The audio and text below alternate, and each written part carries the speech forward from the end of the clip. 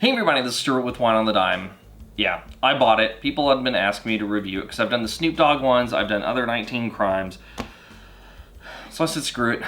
Let's do the Martha's Chard. So today I'm going to be reviewing the 2020 Martha's Chard by 19 Crimes. It is 13.8% alcohol by volume, and it's labeled as a California wine. So they probably get the grapes from anywhere.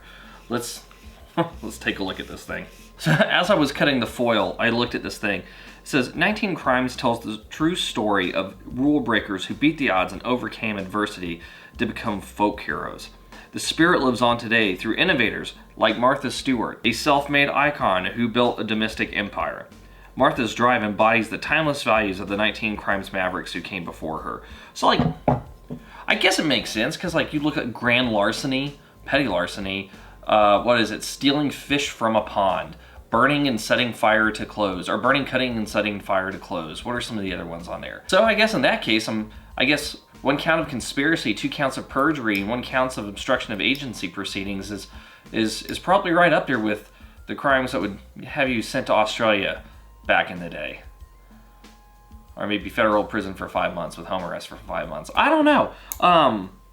I guess that's how you get street cred when you're Martha Stewart. All right, so from a color standpoint, it at least doesn't look like it was made in a prison toilet, so that looks promising. I would say it's a pale gold, no artifacts, no cloudiness. All right, on the nose. So, okay. So 19 Crimes has a hard Chard, and that is a Chardonnay that is pretty high in ABV. I want to say it's like 15.5% ABV. This smells very similar to it, except it has a slight kind of Riesling note to it.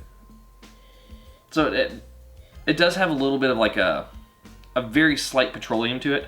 I'm getting a little bit of apple, specifically green apple, getting a little bit of pear, lemon. There's a little bit of like an orange blossom. On the nose, I'm not getting anything that tells me this has gone through MLF. There's no like butteriness, there's no cheesiness, it even doesn't even smell like it's gone through much oak either. It's mostly primary fruit. Yeah, I mean, that's pretty much it. I'm really not getting a secondary. The alcohol, as I continue to smell it though, does get more pronounced. Not as bad as the hard Chard, but it is becoming more pronounced. Anyway, how does it taste? So this wine is full bodied, off dry. There's something about this wine that I'm having a hard time. Like it's like medium minus acid. It's almost like flabby. So it's more acidic on the approach, but then it goes away. This wine has it's like an oily texture. I think that's what it is. This wine has, the last time I had a wine like this, it was a Viognier that was not balanced properly with acid.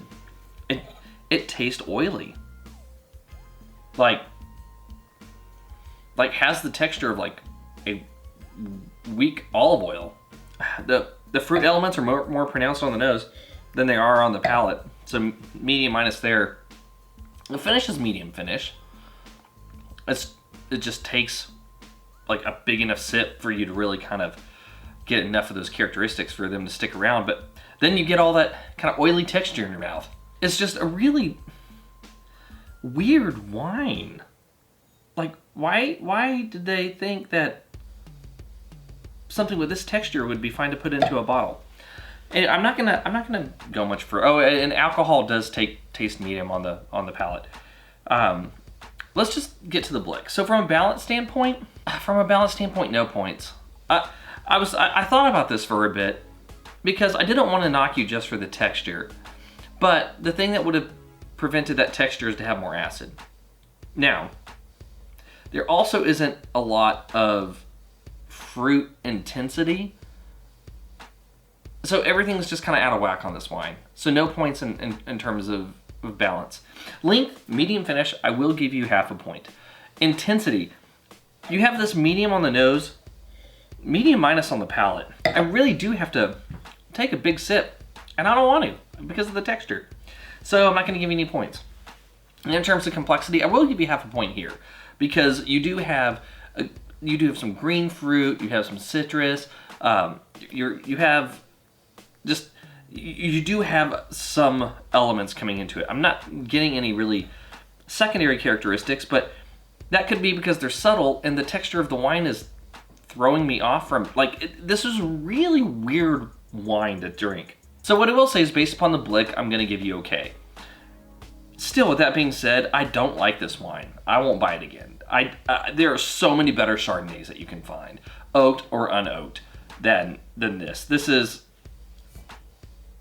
well, this should be illegal. So Martha Stewart being on this bottle should be what gets her sent back to prison. I don't like this wine. This is not good, and if you bought it, I apologize. If I really just don't know what else to say other than I guess lock her up. Anyway, this has been Stuart with Wine on the Dime. If you liked today's video, please like, subscribe, and comment. Have you had the 2020's Martha Chard? I'd be interested to know if you have.